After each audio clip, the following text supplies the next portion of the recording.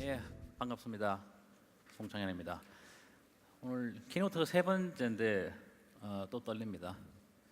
예, 장수가 많아서 빠르게 진행을 하겠습니다. 오늘 40개 회사들이 참여를 해줬습니다. 그리고 데뷔의 목적은 최고 기술을 나누고 같이 성장하자. 항상 같은 목적이었습니다. 자, 올해 규모는 작년과 같이 2,600명 참석하시고요. 이렇게 세션 수도 같습니다.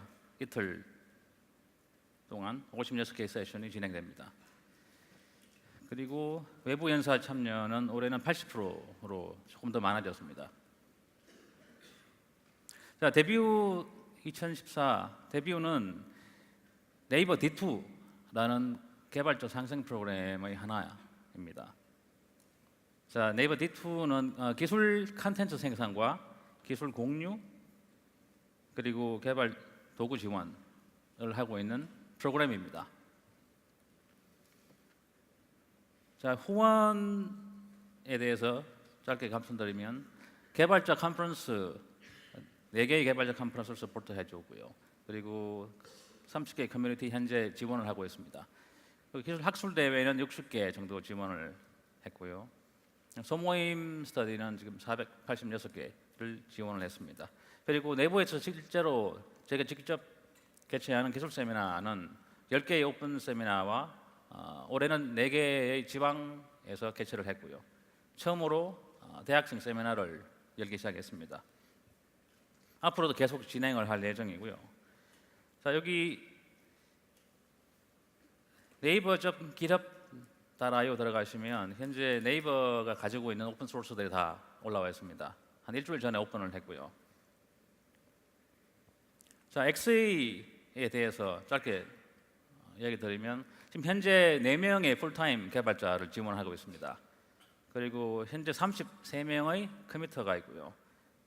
작년 11월 이후에 824개의 커밋이 있었고 현재 누적 다운로드가 260만입니다. 자, 요비 협업 개발 플랫폼인데요.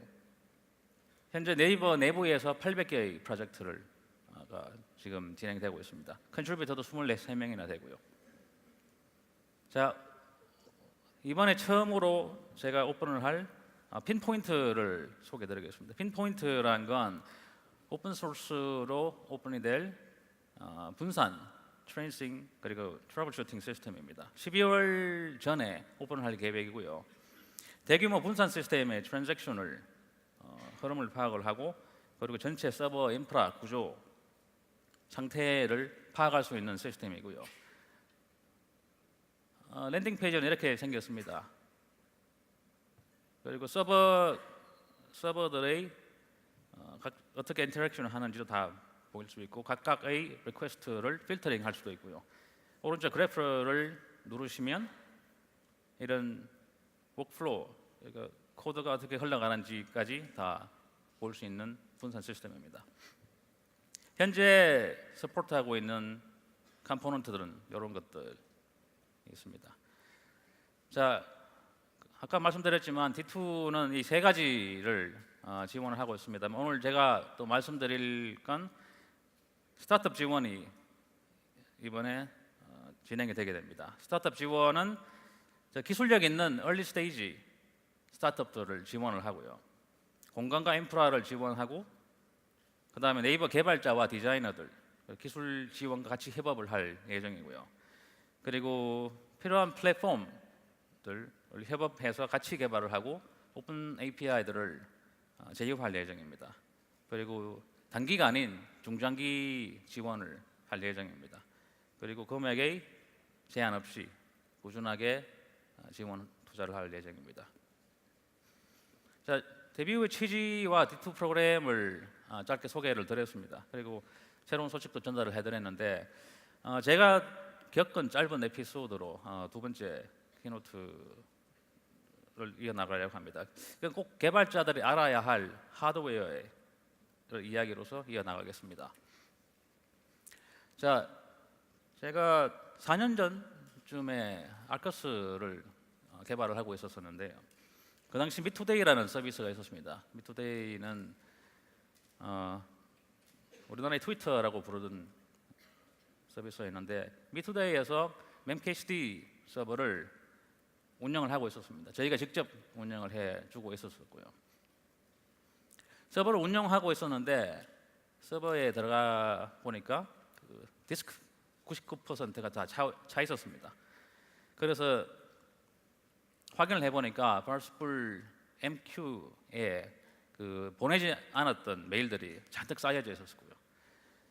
그래서 이게 심지어 한 200기가 이상 차지하고 있어서 그렇게 쓸모가 있는 메일이 아니었습니다. 그래서 이제 지우려고 잘 아시는 rm-rf를 하게 됩니다. 자, 한 2분쯤 후에 전화가 옵니다. 미투데이 팀에서 로그인이 안 된다고요. 자, 그래서 급하게 컨트롤 C를 눌렀습니다. 급하게. 근데 이제 저희가 대시보드가 있죠. 운영 대시보드를 찾아보니까 CPU 제로를 100% 사용하고 있었습니다. 그래서 또 조금 더 들여다보니까 CPU 제로의 코어 제로의 커널 CPU가 다 먹고 있었고요. 그래서 그 로고들을 다 뒤져보니까 proc interrupts라는 그 인터럽트 숫자를 보니까 결론은 코어 제로에서 디스크와 네트워크를 동시에 인터럽트를 핸들링하고 있었습니다. 자, 그런데 보시면 코어 1, 2, 3는 그냥 놀고 있죠. 아까도 보셨겠지만. 그래서 제가 CPU 스펙을 찾아봤습니다. 2.2GHz라고 되어 있었습니다. 그래서 딱 그때 두 가지 정도 질문이 제가 딱 떠올랐었는데, 첫 번째는 왜 2.2GHz밖에 안 될까? 그리고 왜 나머지 코어를 다 사용을 못할까? 라는 질문이 딱 두 가지가 있었는데요. 자, 2004년도 10년 전으로 다시 돌아가 보겠습니다. 2004년도에 펜티엄 4가 나왔었는데 그 당시 3.6GHz였죠. 자, 기억하실지는 모르겠습니다만, 자, 인텔의 2002년도에 인텔의 CTO 패트 갤싱어라는 분이 하신 말씀이 2010년도까지 30GHz의 10나노 공정으로 가겠다라고 발표를 하셨습니다. 자, 그래서 제가 인텔 사이트에 들어가서, 이게 2주 전 정도의 정보입니다. 인텔 사이트에 들어가서 현재 가장 좋은 서버 스펙들을 보니까 3.4가 최고입니다. 2004년도에 3.6이었었는데 지금 3.4입니다. 그리고 조금 더 뒤져봤죠. IEEE의 2011년도에 발표된 건데 2004년을 기준으로 보시면 CPU 속도가 꺾이게 됩니다. CPU 속도가 엑스포넨셜하게 증가를 하다가 2004년도부터 꺾이게 되죠. 자, 이 이유가 뭐냐? 이 이유가 모어스 로에 의해서 트랜지스터는 점점 많이 집어넣을 수 있죠. 자, 그런데 트랜지스터를 파워를 하려면 볼티지, 에너지가 필요합니다. 그래서 파워가 점점 늘어나면서 열이 발생합니다. 이 열을 식히지 못할 정도로 많아져서 CPU 속도를 못 올리는 겁니다. 자, 미국의 DOE라는 엑사스케일 챌린지라는 게 있습니다. 여기에서 발표된 게 전력을 줄이기 위해서는 CPU 속도를 줄여야 한다. 결과적으로 하나의 칩의 코어 개수가 늘어나야 된다는 그 이야기입니다. 자, 35년 동안 마이크로 프로세서의 트렌드를 보시면 가장 위에 보시면 트랜지스터 개수입니다. CPU 안에 들어가는 개수, 모어스 로에 의해서 계속 증가를 하고 있습니다. 근데 그 바로 밑에 보시면 싱글 스레드, 싱글 코어의 속도, 보통 그 스펙 벤치마크의 스펙 인트라는 벤치마크가 있는데 거기서 2004년도 이후부터 꺾이게 됩니다. 속도도 같이 꺾이게 되죠. 바로 밑에. 근데 가장 밑에 보시면 코어 개수가 늘어납니다. 이게 합해져서 트랜지스터 개수는 계속 늘어가는 거로 되겠습니다. 자, 그러면 멀티코어와 매니코어 시대가 2004년도부터 시작을 합니다. 자, 코어 개수는 계속 늘어나죠. 위쪽에 보시면 2개, 4개, 8개, 16개, 32개. 이게 이제 멀티코어라고 보통 부르는 그 범용 CPU, 우리가 보통 아는 CPU들입니다. 위쪽으로 보시면 매니코어, GPU 아니면 코프로세서들. 129라는 숫자는 최근에 그 엔비디아에서 발표된 모바일 GPU입니다. 모바일에서도 192개의 코어가 발표가 됩니다. 그래서 2005년도에 닥터 답스 저널의 허버트 서터라는 분이 이제 공짜 점심은 없어졌다. 이 뜻이 뭔가 하면 CPU를 새로 사도 이 프로그램이 빠르게 돌아가지 않을 것이라는 이야기입니다. 자, 그러면 쿼드코어, 코어 4개짜리를 4개가 있는데 10GHz가 될까요? 라는 질문을 해봅니다. 자, 그 전에 진 엠달이라는 분을 잠시 소개해드리겠습니다. 진 엠달은 IBM에 계셨고 엠달 코퍼레이션을 만드신 분인데 엠달 슬로우로 유명을 합니다. 그분이 실제로 발표한 논문인데 발표 논문이 아니고요. 그냥 컨퍼런스에서 1967년도에 발표한 아주 짧은 3장, 4장밖에 안 되는 페이퍼였는데 여기에 이 내용이 뭔가 하면 병렬 컴퓨터는 쓰기가 어렵다. 그래서 싱글 프로세서가 가는 게 가장 맞다는 내용입니다. 근데 이 페이퍼가 현재까지 병렬 컴퓨터 쪽 필드에서 가장 많이 인용된 페이퍼입니다. 그 마지막에 노트를 보시면 위하이 첸이라는 사람이 이 식을 유도를 해냅니다. 이 식은 원래 그 페이퍼에 없었습니다. 자, 이 식은 뭔가 하면 이게 엠더슬로우라는 건데요. 프로세서 개수가 늘어나면서 스피드업이 얼마나 증가하는가를 표현하는 식입니다. 자, 오른쪽 왼쪽에 보시면 자기가 짠 프로그램인데 그 중에서 시리얼 팩터와 패러럴 팩터로 나눠집니다. RP는 병렬 가능한 섹션이고요. 왼쪽 시리얼 팩터는 병렬화하지 못하는 팩터들입니다. 그래서 예를 들면 2개의 코어가 있다. 오른쪽에 병렬화 가능한 것은 시간이 반으로 줄죠. 4개도 마찬가지입니다. 그렇지만 시리얼 팩터는 줄어들지 않습니다. 자, 그러면 질문 하나 더 있습니다. 자, 시리얼 팩터가 50%이면 이 프로그램을 2배 빠르게 만들 수 있을까 하는 질문. 생각을 한번 해보시기 바랍니다. 아까 그 식을 써서 차트를 그리면 스피드업이 어디까지 갔을까요? 2까지 계속 못 갑니다. 밑에 보시면 프로세서가 120개까지인데 아직까지 2까지 못 갔습니다. 그래서 시리얼 팩터가 50%일 때 2배 빠르게 할 수 있느냐? 가능하지 않다는 결론입니다. 그래서 쿼드코어를 사도 10기가 2.5GHz를 4개를 사도 10기가가 아니라는 이야기입니다. 자, 그리고 또 다른 고민이 하나 더 있습니다. 멀티코어가 생겼는데 이 코어 개수도 무한정 늘릴 수 있을까? 그렇지 않습니다. 다크 실리콘이라는 문제가 있는데요. 제한된 그 전력 때문에 칩의 모든 트랜지스터를 활용을 못합니다.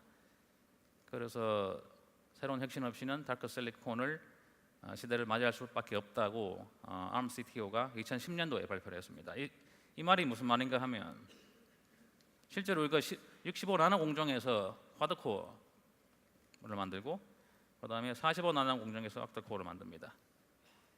자, 이렇게 공정이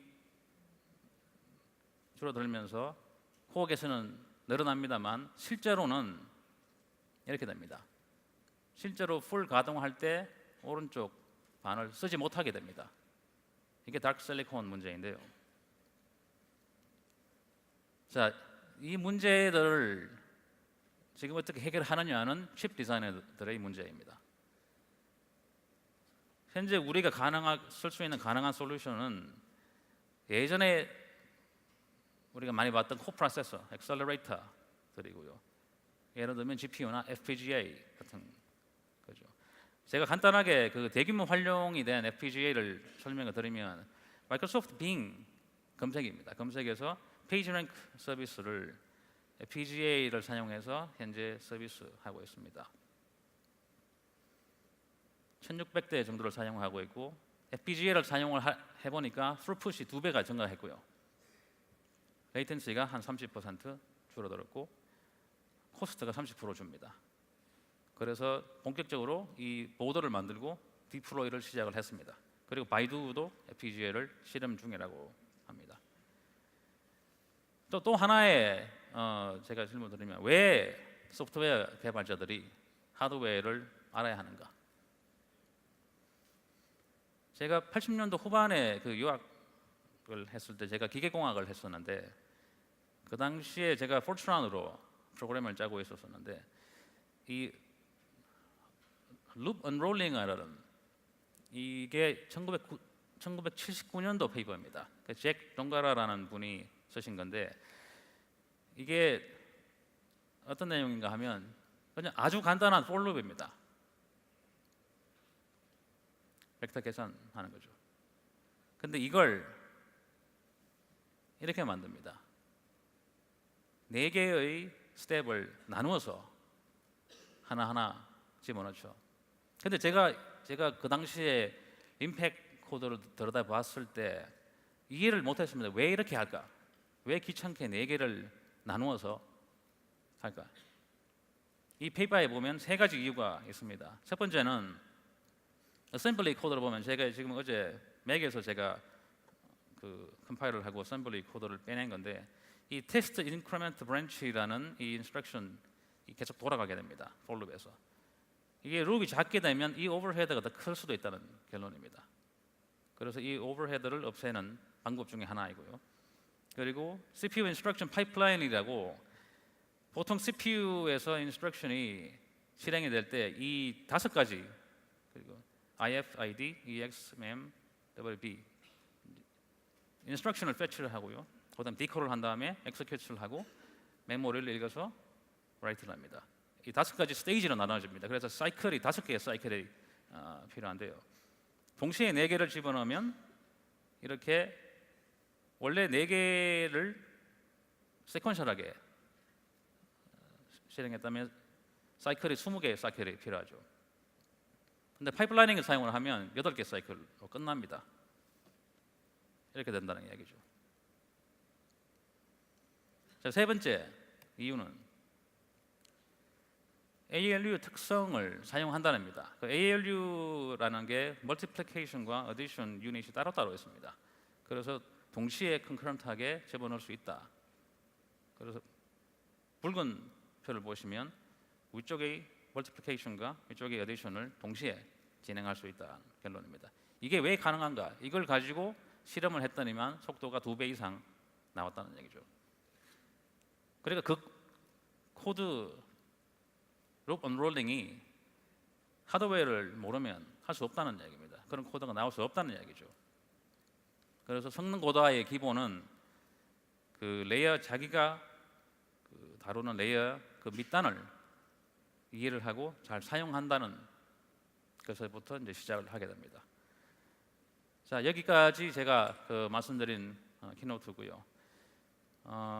지금부터 이틀 동안 아주 많은 내용들이 세션들이 준비가 되어 있습니다. 그래서 체력 안배를 잘 하시고요. 그리고 제가 스낵을 제가 2개씩 넣어드렸습니다. 당 떨어지지 않게. 그래서 많은 기술과 경험을 배워가시기 바랍니다. 감사합니다.